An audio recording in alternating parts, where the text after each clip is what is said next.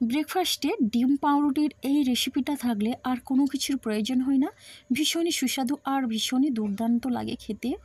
তো বন্ধুরা নমস্কার, মনীষা রান্নাঘরে সবাইকে স্বাগত। প্রতিদিনের মতো আবারও নিয়ে চলে এলাম দারুণ একটা নাস্তার রেসিপি, যেটা কিন্তু খেতে দুর্দান্ত আর খুবই হেলদি, আর যে কেউ এটা খুব সহজেই বানাতে পারে। খুবই সময় কম লাগে, মোটামুটি 5 মিনিটে এটা হয়ে যাবে। তো বন্ধুরা আপনারাও চেষ্টা করবেন এইভাবে করে ডিম পাউরুটির এই টোস্টটা বানাতে। সত্যি অসাধারণ একটা রেসিপি। তাহলে চলুন এই রেসিপির জন্য কি কি লাগে দেখে নিই। তো বন্ধুরা এখানে আছে টমেটো কুচি, আছে পেঁয়াজ কুচি, ধনেপাতা কুচি আর কাঁচা লঙ্কা কুচি। আর এখন আমি এখানে একটা বাটি নিয়েছি আর আমি ডিম নিয়েছি। তো এখানে আমি 4টে ডিম নিয়েছি আর একে একে ডিমগুলো আমি ফাটিয়ে নেব। তো বন্ধুরা সবাই আপনারা ডিম পাউরুটির এই রেসিপিটা জানেন, তবে আমি যেভাবে বানাই অবশ্যই আপনারা ভিডিওটি স্কিপ না করে দেখতে থাকুন। আর অবশ্যই লাইক দিয়ে ভিডিওটি শুরু করুন। তো ভালো লাগলে লাইক, শেয়ার, কমেন্ট এবং সাবস্ক্রাইব করে আমার পাশে থাকবেন। তো বন্ধুরা দেখুন আমি 4টে ডিম ভেঙে দিলাম, আর এই ডিমের টোস্টের জন্য 4টে ডিমই যথেষ্ট। তো দেখুন বন্ধুরা আমি ডিমটা এবার আমি ফেটিয়ে নেব।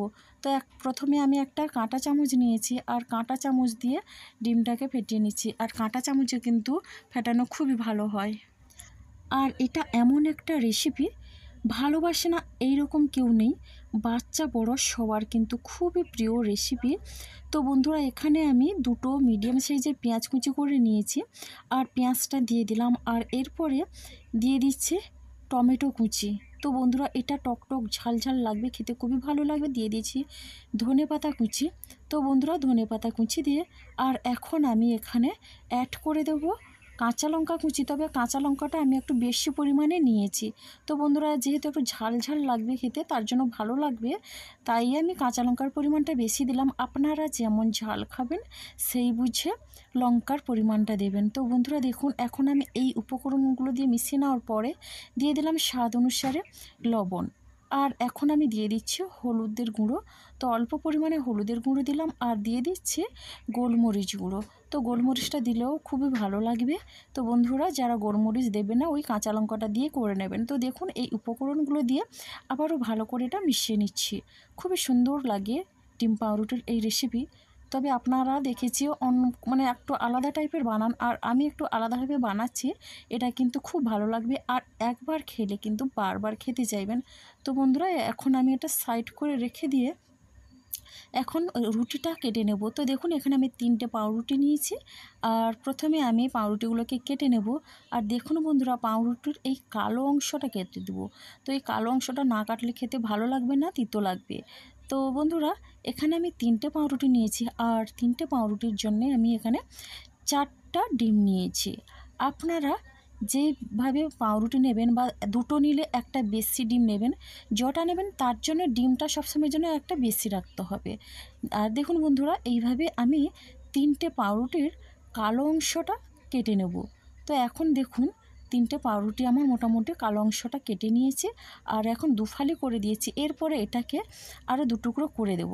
তো এইভাবে আমি ছোট করে কেটে নিচ্ছি। আপনারা যদি চান পুরোপুরি এই লম্বাভাবেও ভেজে নিতে পারেন। তো দেখুন বন্ধুরা এইভাবে আমি সবগুলো কেটে নেব আর এইভাবে করে এই রেসিপিটি বানালে কিন্তু খুবই ভালো লাগবে। তো বন্ধুরা আপনারাও চেষ্টা করবেন একবার হলেও এটা বানাতে। তো একবার যে খাবে সে কিন্তু এর স্বাদ কোনো দিন ভুলতে পারবেন না। তো দেখুন বন্ধুরা এটা মোটামুটি আমার কাটা হয়ে গেল আর এইভাবে পিসগুলো করে নিয়েছি।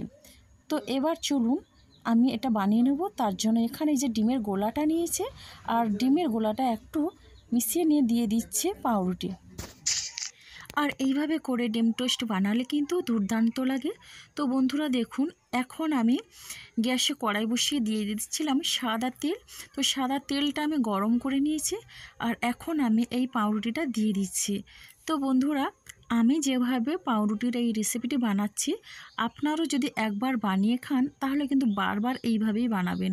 আর দেখুন বন্ধুরা টমেটো আর পেঁয়াজ আর ধনেপাতা আমি এইভাবে উপর থেকে কিছুটা দিয়ে দিলাম আর এটা কিন্তু দিলে কিন্তু খেতে খুবই ভালো লাগবে। আর এটা টমেটো দেওয়ার কারণে টকটক ঝাল ঝাল লাগবে, অসম্ভব সুন্দর লাগবে। তো বন্ধুরা দেখুন, এখন আমি উল্টে পাল্টে এটা ভেজে নিচ্ছি। আর আপনারাও আপনাদের পছন্দের মতো কালার করে ভেজে নিতে পারেন।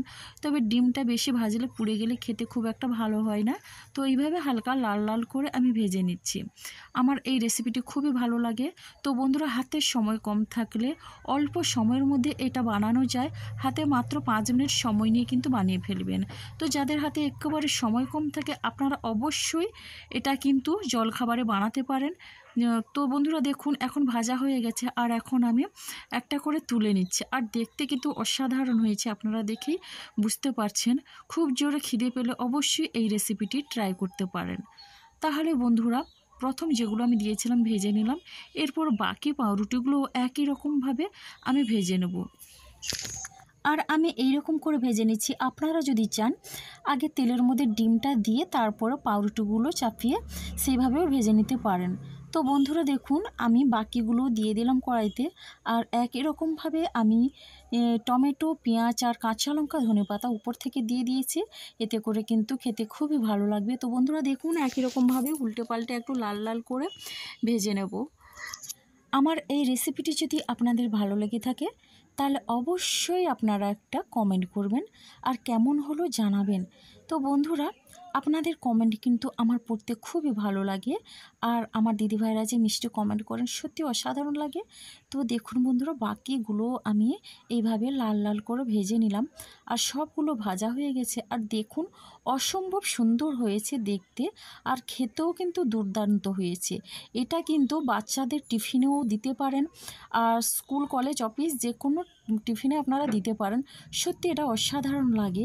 তো বন্ধুরা আজকের আমার এই রেসিপিটি এই পর্যন্ত। আগামীকাল আসবো আবার একটা নতুন রেসিপি নিয়ে। তো বন্ধুরা আপনারা সবাই সুস্থ থাকুন, ভালো থাকুন। অনেক অনেক ধন্যবাদ আর অনেক অনেক ভালোবাসা রইল আমার সোনা বন্ধুদের।